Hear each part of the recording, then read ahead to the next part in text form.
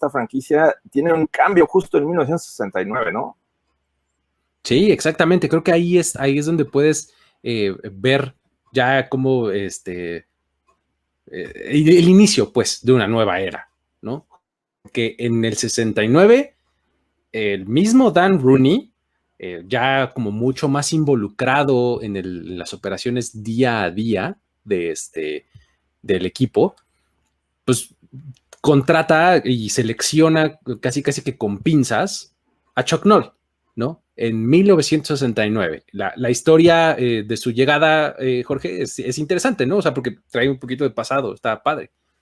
Sí, bueno, el hecho es que en 1968 resulta que un llamado Chuck Noll era coach de defensive backs en los Colts detrás de Don Shula, que justamente ese año llegan al Super Bowl y pierden contra los Jets. De ahí lo ven como ese futuro head coach que quieren para su franquicia, porque era uno de esos visionarios, era un tipo que le gustaba encontrar ese talento en los drafts y bueno, creo que hacen clic en una entrevista, precisamente ya involucrando a Dan Rooney, le pregunta, a ver, si en tu poder estuviera hacer la primera selección de 1969, ¿a qué jugador escogerías? Y la respuesta de Chuck Noll fue Joe Green. Y justamente fue la primera selección en la era Chuck Noll.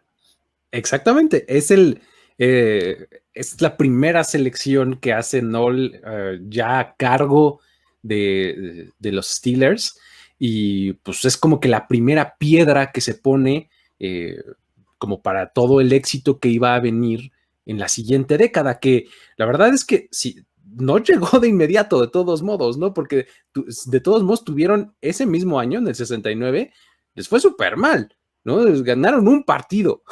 Bueno, y 13 derrotas. Era muy complicado transformar una franquicia en el primer año, pero creo que se da un gran paso seleccionando uno de los mejores tackles defensivos en la historia del NFL, como lo fue Joe Green, ¿no? Este ancla en la línea defensiva que a la postre le agregaron más jugadores con mayor talento, y bueno, formaron una de las mejores líneas defensivas de la historia, nada más y nada menos que, bueno, ya hablaremos en su momento, pero llamada la cortina de acero. Sí, y justo creo que ahí es donde empieza a poner su sello Chuck Noll, ¿no? Como un head coach que iba a construir por medio del draft, ¿no? Y que iba a seleccionar muy bien el talento y que iba, no es como que hubiera muchas otras opciones en aquella época tampoco, ¿no? O sea, no había agencia libre y esas cosas, pero sí como que se iba a salir un poco de lo que convencionalmente se hacía y le iba a dar mucho peso a ese proceso de selección de jugadores. O sea, el hecho de que durante su estancia haya seleccionado a 10 jugadores que hoy están en el Hall of Fame, pues creo que habla muy bien de él, ¿no? O sea, digo, en esa década fue de esos 10 jugadores que hoy están en el Salón de la Fama, habla muy bien de ese proceso de selección.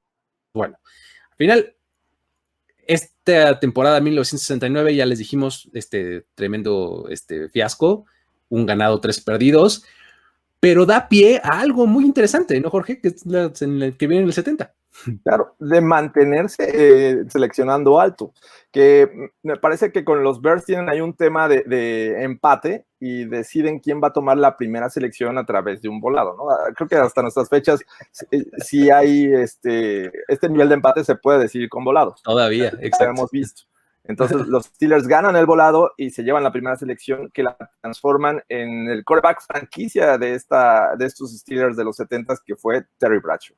Exacto, así es como llega Terry Bradshaw a la franquicia en el 70, gracias a esa temporada perdedorcísima, gracias a ese volado ganado, y en ese mismo draft, en la tercera ronda, llega Mel Blount, ¿no? En ese mismo draft, entonces ya tenías 3 piezas muy importantes, ya estás hablando de Joe Green, estás hablando de Mel Blount y de Terry Bradshaw, ya tienes 3 piezas que le dan un rostro muy distinto a tu equipo. Ahora, en el 70 hubo muchas cosas pasando en la liga, ya les platicamos aquí en algún episodio, que ese año fue el primero en el que oficialmente se fusionaron la AFL y la NFL, y pues bueno, los Steelers pasan de la NFL a se pasan como hacia el lado de la conferencia americana, Pasan a la división central. Y además, otro hito importante es que en ese año los Steelers se mudan al Three Rivers Stadium, ¿no? Aquel estadio legendario de los Steelers. El 70 es el primer año en el que juegan ahí. Entonces, es como un separador fuerte en la franquicia ese año. Te llegó tu head coach, tiene ya un año de experiencia. Te cambiaste de conferencia y además tienes nuevo estadio. Ya hay cosas diferentes sucediendo, ¿no?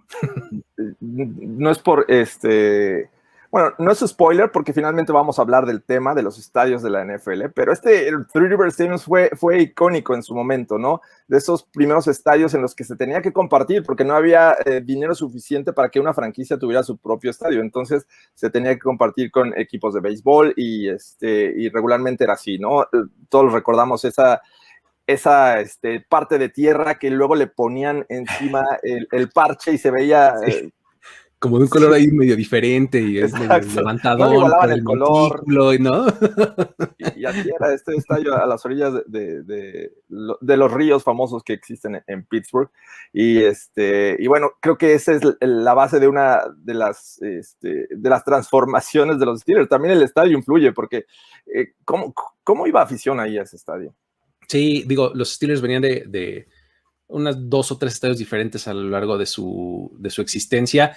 El más reciente era el Pitt Stadium, ¿no? Que compartían con la Universidad de Pittsburgh, pero ya se abre el Three River Stadium y pues es como ya su casa oficial durante muchos años hasta que se abrió el Heinz Field, ¿no? Entonces, un estadio bastante legendario que empieza también con el inicio de esta década, ¿no?